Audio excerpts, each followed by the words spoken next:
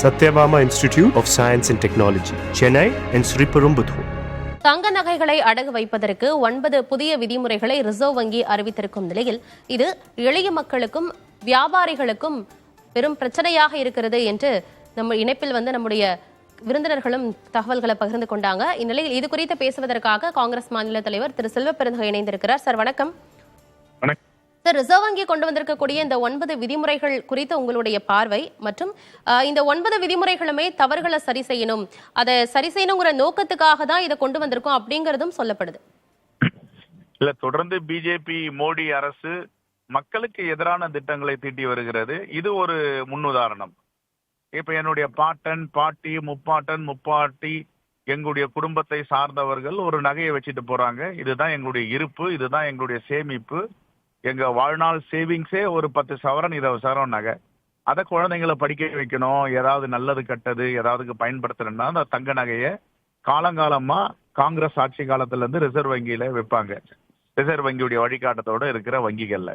ஆனா இப்ப என்ன சொல்றாங்க, நீங்க இந்த நகைகளை கடன் வைக்க வேண்டும் என்றால் நீங்கள் அதோடைய ரசீது கொடுக்கணும். இந்த நகை எங்க இருந்து வந்ததுன்னா இது சாத்தியப்படும்? இதுதான் மோடி அரசு. மக்களுடைய மனநிலையை புரிந்து கொள்ளாமல், மக்களுடைய வாழ்வாதாரத்தை புரிந்து கொள்ளாமல், மக்களுடைய யதார்த்த வாழ்க்கையை புரிந்து கொள்ளாமல் இவர்கள் ஆட்சி நடத்துகிறார்கள். இதை விட ஒரு முன்னுதாரணம் பிஜேபி ஃபெயிலியருடைய ஆட்சிக்கு எதுவுமே இருக்க முடியாது.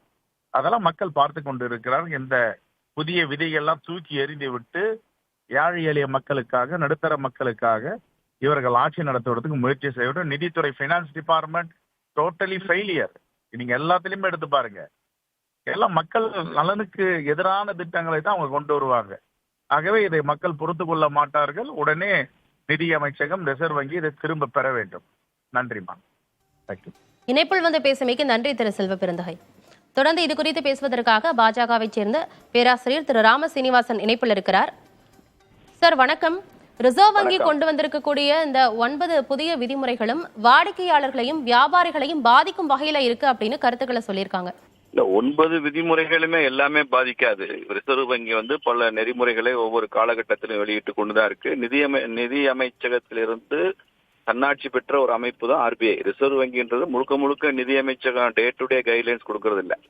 இதுல குறிப்பாக இப்போது அந்த நகை அடகு வைக்கிற விவகாரம், அதை திருப்பி அடகு நகையை திருப்பி விட்டு திரும்பவும் வைக்க வேண்டும் என்கிற ஒரு விஷயம் சாதாரண மக்களுக்கு மிகுந்த கஷ்டத்தை கொடுக்கும் என்கிற விதத்தை நாங்களே நிதி அமைச்சருக்கு தமிழக பாரதிய ஜனதா கட்சி மூலமாக எங்கள் கோரிக்கை வைத்திருக்கிறோம். மாண்புமிகு நிதி அமைச்சர் நிர்மலா சீதாராமன் அவர்கள் இந்த மாதிரி சாதாரண மக்களுடைய பிரச்சனையை தீர்ப்பதில் முனைப்பு காட்டுபவர். அவர் கவனத்திற்கு சென்றவுடன் அது சம்பந்தமான துரித நடவடிக்கை எடுக்கிறார் என்பது நமக்கே தெரியும். தமிழ்நாட்டினுடைய பல்வேறு பிரச்சனைகளை அவர்கள் மூலமாகத்தான் நாங்கள் தீர்த்து கொண்டிருக்கிறோம். அந்த அளவு அக்கறை உள்ளவர். அதனால இந்த நகை திருப்புதல் விஷயத்திலையுமே ஆர்பிஐனுடைய இந்த கைட்லைன்ஸ் பற்றி அமைச்சருக்கு நாங்கள் கோரிக்கை வைத்திருக்கிறோம். விரைவில் நடவடிக்கை நல்ல செய்தி வரும் என்று நாங்களும் நம்பிக்கையுடன் காத்திருக்கிறோம்.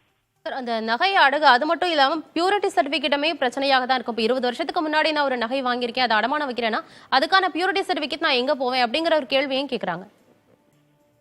இல்ல, நடைமுறையில பல சிக்கல் இருக்கலாங்க. இப்ப ஜிஎஸ்டிலயுமே நீங்க அறிமுகப்படுத்துறப்ப 2017 எவ்வளவோ கஷ்டங்கள் இருந்தது.